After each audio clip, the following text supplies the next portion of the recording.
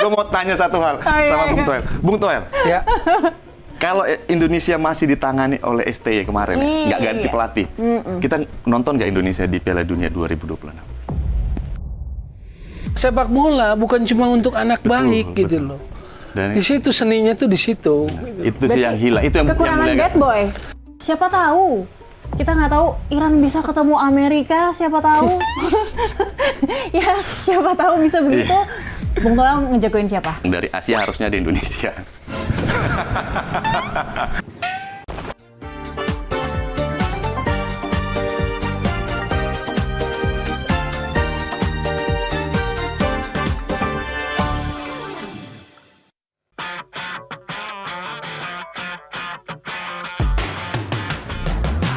Gemerlap panggung Piala Dunia 2026 menjadi turnamen sepak bola dunia yang mencetak sejarah pertama karena diikuti oleh 48 negara. Pada tahun ini penyelenggaraan berlangsung di 3 negara, yaitu Amerika Serikat, Kanada, dan Meksiko. Sayangnya, sambutan serta persiapan latihan pertama bagi sebagian negara peserta dirasa tidak adil. Yang paling mencuri perhatian adalah saat timnas negara Senegal tiba di Amerika Serikat. Skuad berjuluk Lion of Teranga terpaksa menjalani pemeriksaan ketat imigrasi Amerika. Bukan di ruangan pada umumnya, namun langsung di landasan pacu terbuka tepat di samping pesawat mereka. Cerita menarik juga tersaji dari sejumlah timnas negara peserta saat persiapan latihan perdana. Yang pertama adalah timnas negara Kalakau yang berangkat menjalani latihan dengan menggunakan bus sekolah klasik tanpa jendela di Florida, Amerika Serikat. Hal senada juga dirasakan oleh timnas Jepang yang sempat mendapat fasilitas lapangan buruk, tidak rata dan dipenuhi lumpur saat menggelar latihan perdana di Monterrey, Meksiko. Sementara akibat geopolitik dan pembatasan visa yang sangat ketat dari Amerika Serikat, timnas Iran dipaksa berpindah dari Tucson, Arizona ke Tijuana, Meksiko. Timnas Iran hanya diizinkan masuk ke Amerika pada hari pertandingan saja.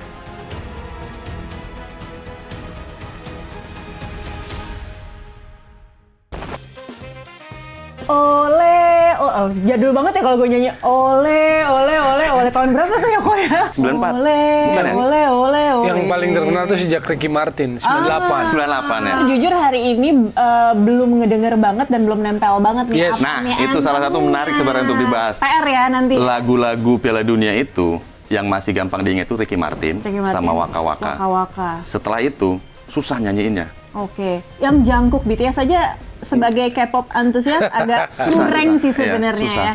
Oke, baiklah, kita nggak cuma ngomongin itu karena hari ini dari meja redaksi kita bakal ngomongin ya bolehlah seluk-beluk apa yang seru di World Cup. Pastinya udah pasti negara-negara yang bakalan diunggulkan nih sebagai championnya nanti. Bung Toel, selamat datang. Terima kasih. Terima kasih sudah hadir di sini. Dan sebelah Siap. kiri, muka lama, stok lama, tapi baru hadir di sini. Baru hadir di sini ya.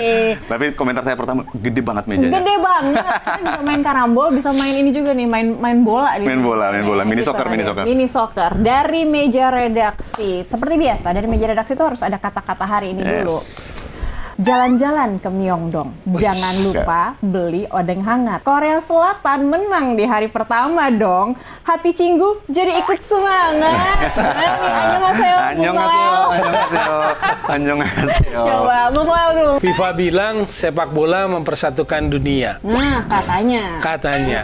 Tapi wasit Somalia aja dia nggak bisa bela. Aduh, cuma sampai bandara aja ya kan. Balik lagi cuy dari bandara. Balik tuh ya. Iya, udah. Berarti deportasi dong ya sama kayak Udah selamatan di rumah, berangkat, pulang lagi. Gila sih, sedih banget. Tapi untung pulangnya disambut sebagai pahlawan dia. Ya, Banyak oke. yang menyambut lah, banyak yang memberi dukungan kepada wasit Somalia. Baik. Bung Marco, Oke. kata-kata Anda hari ini. Lionel Messi incar trofi. Oke. Ya kan? Cristiano Ronaldo bisa saja gigit jari. Piala Dunia 2026 sudah tersaji. Kita bahas lengkapnya di meja redaksi. Asik. Masih standar lah. Standar.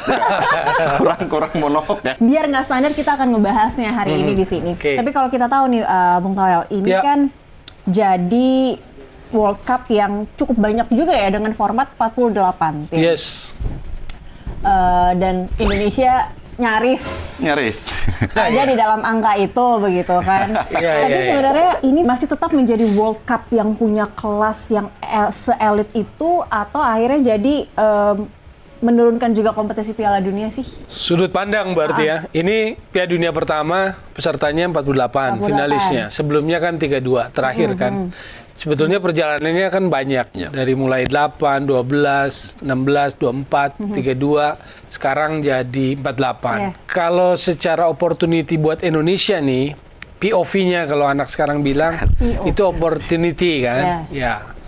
Tapi kalau bicara dalam sudut pure sepak bola atau pakai istilah romantik sepak bola, saya dapat istilah romantik sepak bola Xavi Hernandez atau bukunya William Ballack. Dia bilang tentang romantik football romantik ya. Pep Guardiola, Xavi Hernandez. Piala Dunia dengan tambah ini buat saya nggak jadi elit gitu, nggak jadi sangat elit.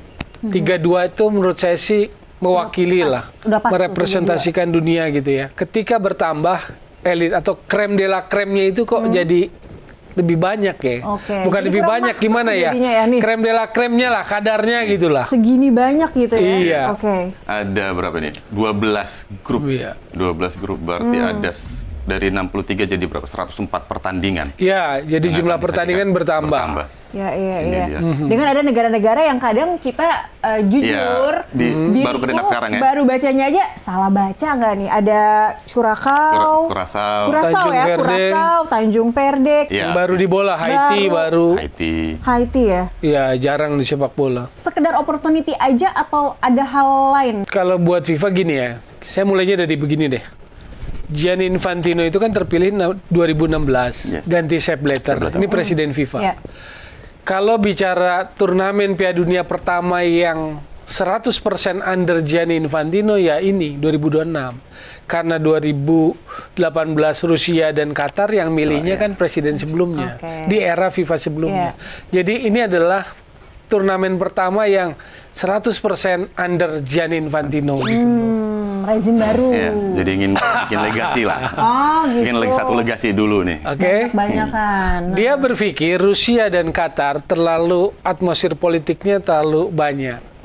Tapi ternyata dia nggak bisa juga melepaskan itu kan. Kalau secara ekonomi jelas dari 32 ke 48 jumlah pertandingan banyak, hak siar pasti lebih mahal. Nilainya lebih tinggi. Jumlah pertandingan berarti jualannya lebih banyak. Jadi secara ekonomi, secara bisnis memang sesuatu yang menjadi motivasi lain. Kalau dalam sudut pengamatan saya, motivasi FIFA. Apalagi memang ada janji bahwa jika perhitungan sama, profit FIFA-nya bisa 14 atau 18 juta US dollar ya. Gede banget. Miliar. Ini duit lagi gitu kan ya. Miliar bukan juta, sorry. Tadi kita udah sempat lihat nih sedikit cuplikan gimana suasana di Meksiko gitu kan ya. Kalau ngelihat dari kekuatan pemain, fisik lah mereka kayak gitu, ngelihatnya gimana? Di Amerika Serikat kan pernah 94 ya di Amerika Serikat. Namun yang 3 negara baru ini nih, Kanada, Meksiko dan Amerika Serikat. Baru kali ini ya? Iya, untuk 3 negara. Sebelumnya kan 2 negara, Jepang sama Korea pernah 2 negara. Ada 3 negara yang memang kultur sepak bolanya itu hanya Meksiko yang paling unggul, yang paling boleh dikenal di sepak bola sebenarnya. Amerika Serikat sama Kanada ini olahraga utamanya itu bukan sepak bola. Kanada juga bukan olahraganya sepak bola. Walaupun mereka 2022 kemarin juga lolos setelah berapa tahun itu bersama pelatih timnas Indonesia John Hertman kan. Nah, tapi intinya mereka bukan negara sepak bola lah. Amerika juga begitu. Mereka lebih kenal dengan apa? American footballnya, baseballnya, basketnya, yang seperti itu. Tapi karena itu fasilitas-fasilitas yang mereka tawarkan juga untuk saat ini kan berbeda-beda. Ya Amerika negara maju, mereka memiliki banyak fasilitas. Tapi kayak Meksiko sebenarnya kan tidak, ya walaupun dia negara-negara sepak bola yang memang kultur sepak bolanya kuat, tapi secara infrastruktur kan tidak semegah mobil Amerika timnya kayak agak kayak odong-odong tuh tadi. Kan, kita lihat tadi, Jepang berlatih di lapangan yang kalau di sini katanya lapangan Tarkam.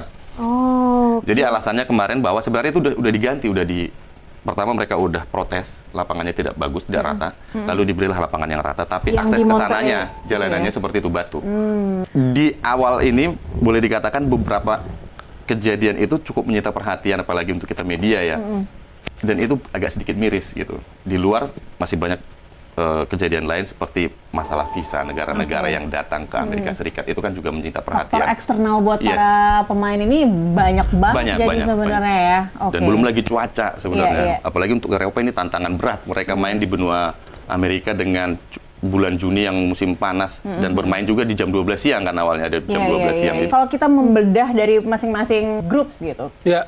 Siapa nih kira peluangnya? Yang lolos. Ini kan ada 12 grup. 1-2 akan lolos ke babak 32 besar plus 8 peringkat ketiga terbaik. Di sampai fase 32 menurut saya sih negara-negara pendatang baru, negara-negara yang selama ini bukan tradisional kekuatan sepak bola masih mungkin masuk ke situ, ke 32. Tapi nanti 16 dan 8 udah pasti negara-negara yang ya ini karena hype anak baru ya, masih semangat banget. Termasuk Asia di grup A yang salah satunya juga di Asia kan Korsel gitu ya. Itu salah satu yang harus mesti diantisipasi nggak? Mengingat 2022 ya kok ya? 2002 mereka ke semifinal. Yes. Nah. Ketika di negerinya sendiri di negaranya. Ya ada start yang baik buat Korea Selatan. Kalau bicara tentang Asia, saya melihat bahwa Jepang paling berpeluang untuk progres jauh, jalan jauh. Selama ini 2 episode terakhir Piala Dunia dia 16 besar terhenti. Dugaan saya atau prediksi saya dia akan incar perempat final, itu target minimal dia. Gitu loh. Tapi dengan kekuatannya, saya merasa akan sangat mungkin buat Jepang gitu. Bahkan pertandingan dia lawan Belanda nih nanti, menurut saya sih dia bisa loh. Jepang, Belanda, Jepang nih. Iya. 2 negara ini yang pernah menjajah. Betul. Derby negara penjajah buat Indonesia. Karena dua-duanya kan pernah menjajah Indonesia kan. Jadi Jepang versus Belanda itu perlu kita tunggu. Siapa yang paling kuat? Kalau secara sejarah kan yang paling lama Belanda nih. Yang 3,5 abad atau 3,5 tahun. Iya, 3,5 abad. Nah, di sana akan dilihat nanti. Cakrit. Dari pandangan Marco gimana? Untuk Asia dulu deh. Iya, 2 negara Korea Selatan dan Jepang ini kan udah langganan lah boleh dikatakan. Dan sekarang ada pendatang-pendatang baru seperti Uzbekistan dan juga Irak ya, Arab Saudi juga. Yang dari Asia harusnya di Indonesia. Jadi 2 negara ini memang yang terdepan lah boleh dikatakan. Arab Saudi, mereka juga lolos, Irak juga lolos, mereka juga berambisi untuk bisa melangkah jauh. Tapi kalau kita lihat dalam perkembangannya, Jepang memang cukup luar biasa. Cakri, mereka udah punya roadmap yang cukup panjang. Mereka tidak menargetkan ini pasang target, enggak. Mereka udah punya tahapan-tahapan di nanti ujungnya mereka akan jadi juara Piala Dunia di tahun berapa. Mereka punya roadmap itu yang cukup panjang. Dan kalau kita lihat kekuatan Jepang sekarang, mereka kemarin di uji coba, mereka itu luar biasa. Mereka bisa mengalahkan tim-tim besar, bahkan Inggris juga dikalahkan sampai 1-0 gitu. Inggris yang udah bolak-balik dan negeri asalnya sepak bola katanya itu bisa kalah sama Jepang. Ini menunjukkan bahwa kekuatan Jepang itu udah jauh, iya boleh dikatakan udah jauh di atas negara-negara Asia lainnya gitu. Dan apa yang dikatakan Bung Toel ya tepat, bahwa mungkin Jepang itu berpeluang besar untuk melangkah jauh. Ya paling tidak perempat final. Kalau saya sih berharap semifinal ya, bisa ngimbangin nyamain Korea Selatan 2002, tapi ini kan main di luar wilayahnya dia, tapi ya siapa tahu. Lalu kalau kita bahas soal ini menjadi World Cup terakhirnya kedua legenda sepak bola nih, ada Messi, ada Ronaldo. Nah, kalau melihat dari Ronaldo ini jadi kayak ini juga nggak sih, panggung egonya dia juga nggak nih Bang Noel? Kalau buat Ronaldo justru kalau dia nggak bisa kendalikan egonya bahaya. Portugal itu masuk dalam unggulan atau diprediksikan karena dia belum pernah juara kan ya? Iya, apalagi karena generasi sekarang lagi bagus-bagusnya. Ada banyak pemain-pemain bagus muncul. PSG kemarin 2 gelandangnya kan Portugal. Neves sama Vitinha. Belum yang main-main di Liga Inggris. Jadi mereka itu subur, menghasilkan banyak pemain. Nah, itu kan generasinya memang agak jauh dengan Ronaldo. Kalau dia jadi penghalang itu agak repot. Kalau egonya dia itu ngalangin, repot. Maksudnya keberadaan dia itu harus bisa mengangkat yang junior-juniornya. Jangan junior-juniornya dalam main bola tuh suka agak sungkan gitu loh. Harus serve Ronaldo, harus apa.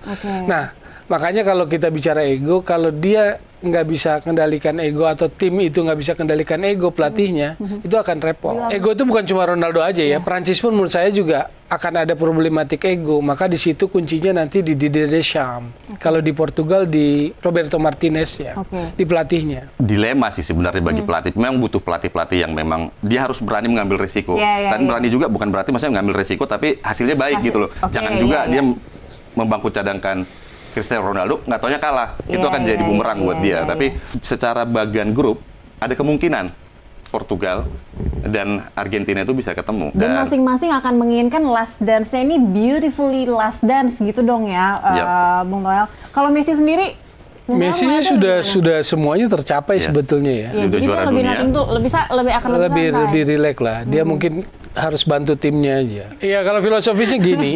Olimpiade event besar, multi event. Tapi menurut saya pamornya kan kalah sama Piala Dunia. Jadi Piala Dunia itu adalah klaimnya event olahraga terhebat sejagat ini kan gitu.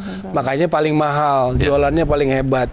Seolah-olah dunia berhentilah sebulan untuk bisa menyaksikan itu gitu kan. Jadi buat saya kalau panggungnya semewah itu, sehebat itu, panggung yang paling agung, luhur gitu, ya harus pemain-pemain besar ada di sana gitu. Ya apapun sebenarnya terjadi di awal. Ya maksudnya setiap Piala Dunia itu selalu punya cerita yang tidak mengenakan lah. Yang banyak rekam-rekam jejak sebelumnya. Tapi kalau yang ini memang tidak mengenakan. Yang tidak mengenakan udah dari awal jauh-jauh hari dan yang ini yang langsung berpengaruh kepada tim gitu. Iran susah masuk.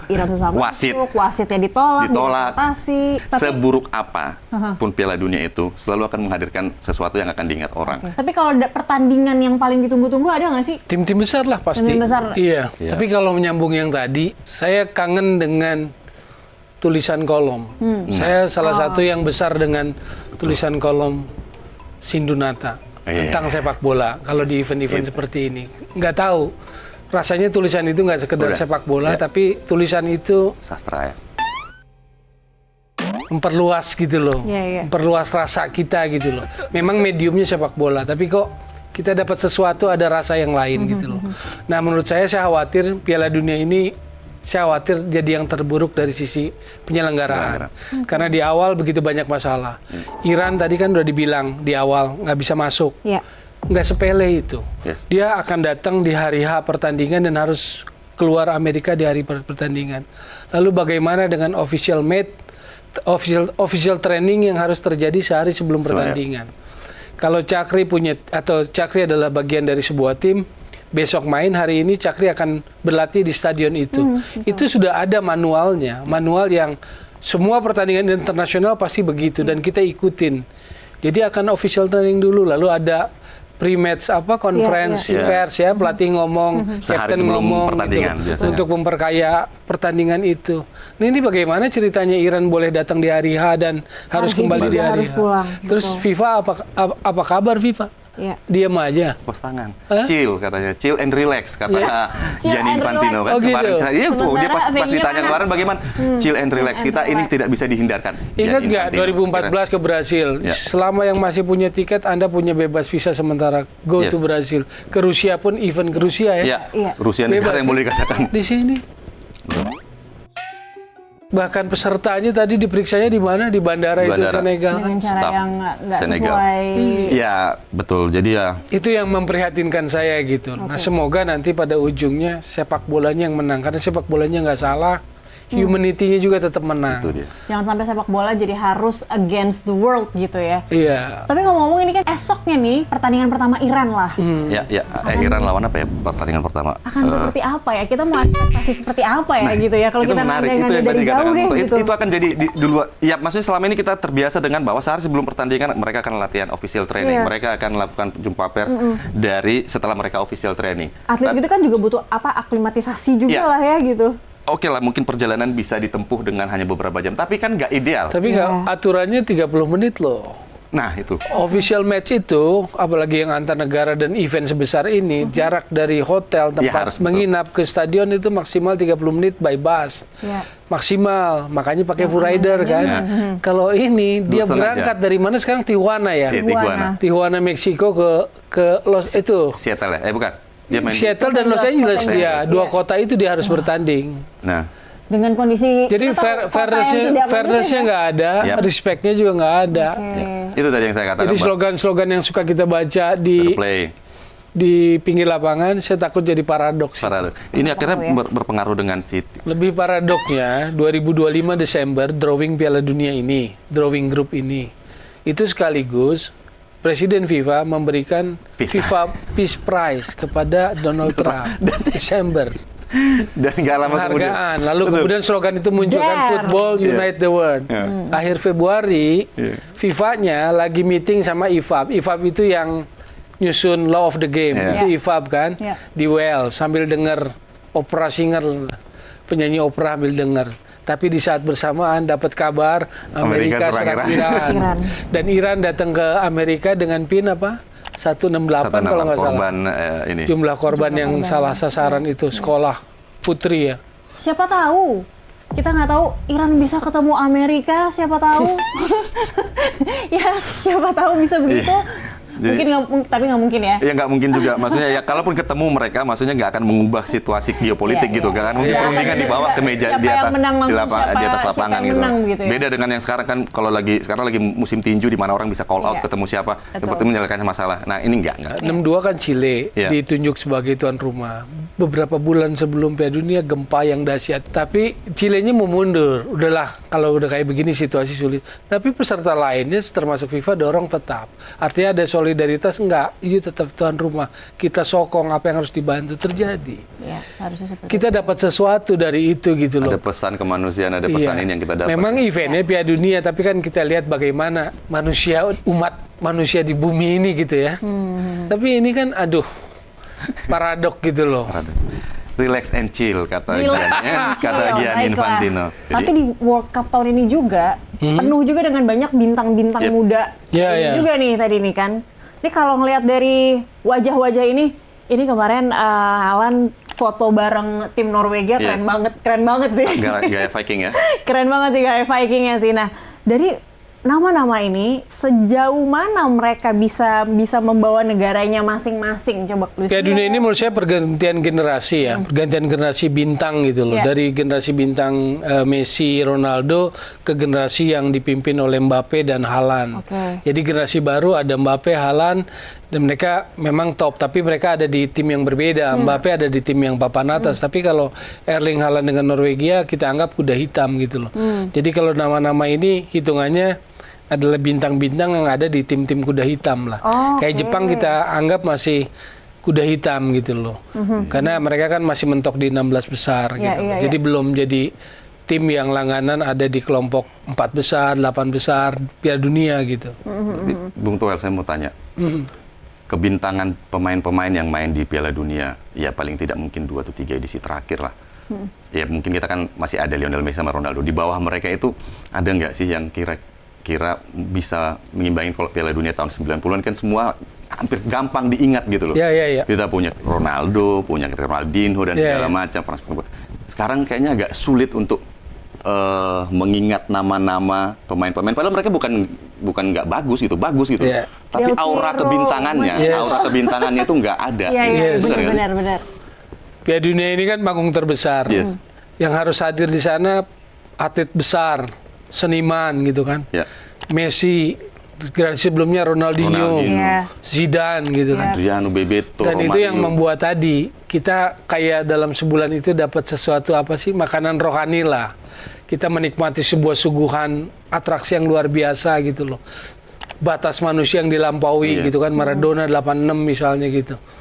Belakangan sepak bola modern ya muncul Mbappe, tapi art seninya itu menurut saya kadarnya turun. Bukan sepak bola kita, sepak bola modern sekarang ini jelek, enggak. Kejeniusannya itu kayak rata, kayak mekanis gitu loh. Nggak bisa muncul dari si personalnya kayaknya ada variabel lain. Situasi zaman itu yang lain kan. Ronaldinho besar di jalanan, Pele besar di jalanan, Maradona dengan segala karakternya. Dan itu memberi warna dalam sepak bola. Romario yang badung yang mau minta main setengah babak karena dia mau puluhan pulang ke Brazil karena mau ikut karnaval. Dan Johan Cruyff izinkan, saya bikin gol dulu, coach tapi setengah main itu saya gua balik ya. Iya. Bayangin diizinkan. Jadi memang sepak bola bukan cuma untuk anak baik gitu loh. Dan Di situ seninya tuh di situ. itu sih yang hilang. Itu yang Kekurangan mulai bad boy.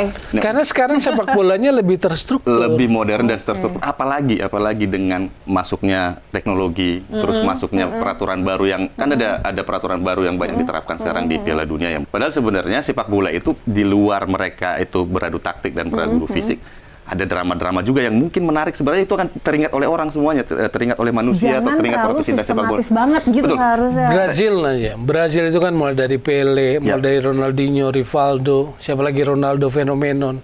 Sekarang menurut saya kering, Brazil Ya, yang kering. paling Neymar yang Brazil diingat orang. Ya, Neymar mungkin spesies terakhir Yes. dalam hitungan sepak bola Brazil yang punya kreativitas itu. Kan kalau anak belajar sepak bola nih diajarin dribble sama pelatihnya sama.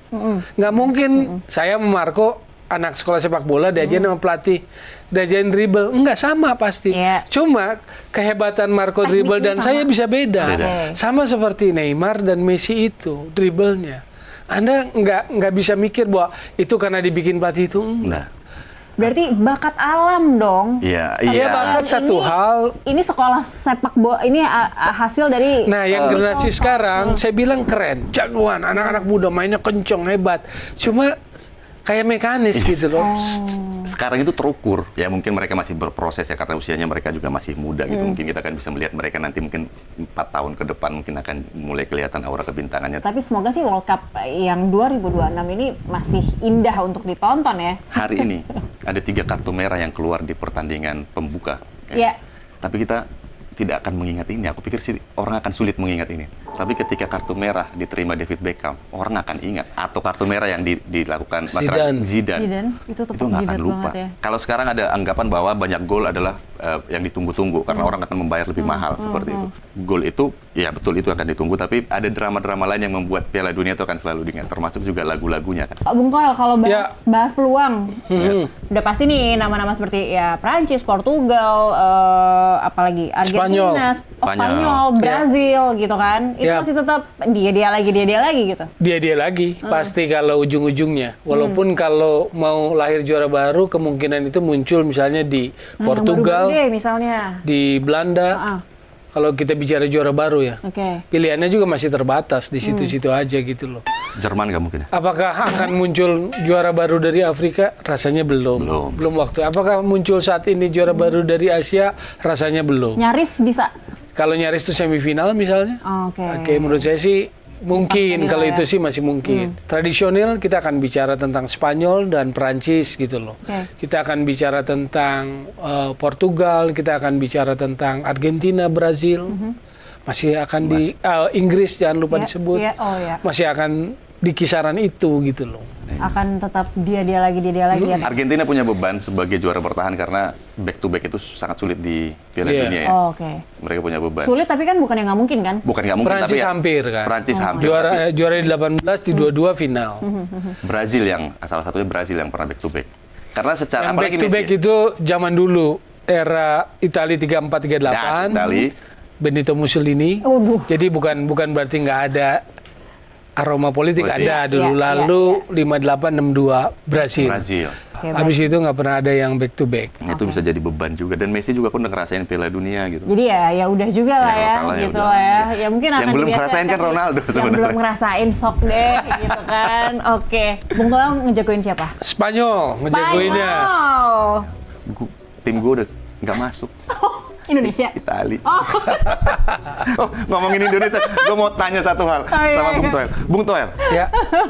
kalau Indonesia masih ditangani oleh STY kemarin, ya, nggak ganti Iya. pelatih, kita nonton nggak Indonesia di Piala Dunia 2026?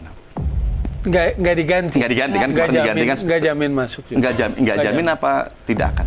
Baca aja pernyataannya abis kalah dari Jepang. Apa tuh? Masih di Dia nggak mengaku bahwa ronde 3 itu akan sangat sulit dan sebagainya. Baca aja jejak digitalnya, beritanya ada. tetap ada pesimistis sebenarnya di situ. Iya, jadi nggak jamin. Nusantara TV bakalan ngawal apa aja nih buat World Cup? Ya, jadi Piala Dunia itu ya dari tahun ke tahun, dari edisi ke edisi itu tantangannya itu bukan cuma hanya untuk tim yang main aja. Oke. Cakri.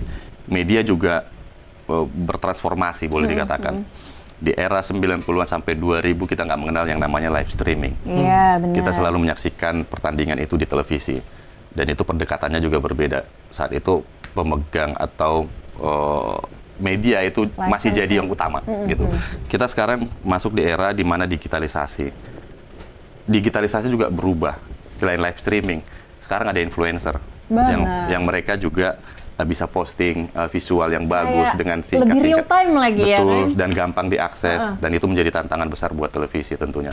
Sekarang ya, kita bahkan nggak bisa bikin rubrik itu dengan nama Piala Dunia, nggak bisa. Kita harus pakai kata lain, kecuali untuk pemberitaan ya, seperti sekarang kita ngomongin untuk redaksional, Piala Dunia boleh. Nah, tantangannya sekarang itu tadi, digitalisasi. TV harus kreatif. Yeah. Kalau nggak kreatif, apalagi yang bukan pemilik hak siar, nah ini akan kalah bersaing. Makanya dari itu kita mencoba beberapa pendekatan untuk bisa menarik pemirsa lah. Salah satunya yang tentu yang sekarang itu berkembang adalah live reaction. Live reaction itu walaupun menurut orang ngapain sih nontonin orang lagi nonton kan gitu.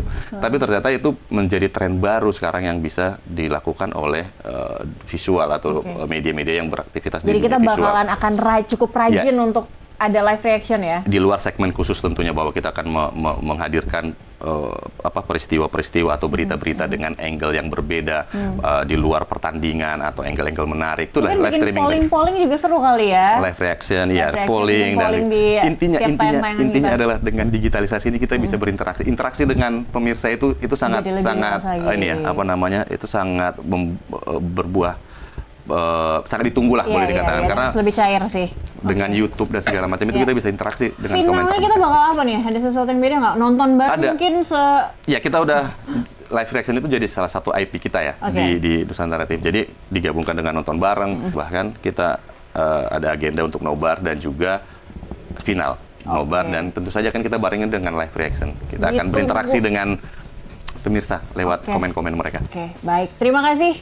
Noel akan lebih sering ngelihat wajah Bung Marco mungkin selama 1,5 bulan ini, dan itu artinya Nusantara TV akan banyak menyajikan banyak program-program yang berkaitan dengan World Cup 2026. Thanks for watching. Dari meja redaksi undur diri dulu, tetap saksikan setiap hari Senin di Nusantara TV.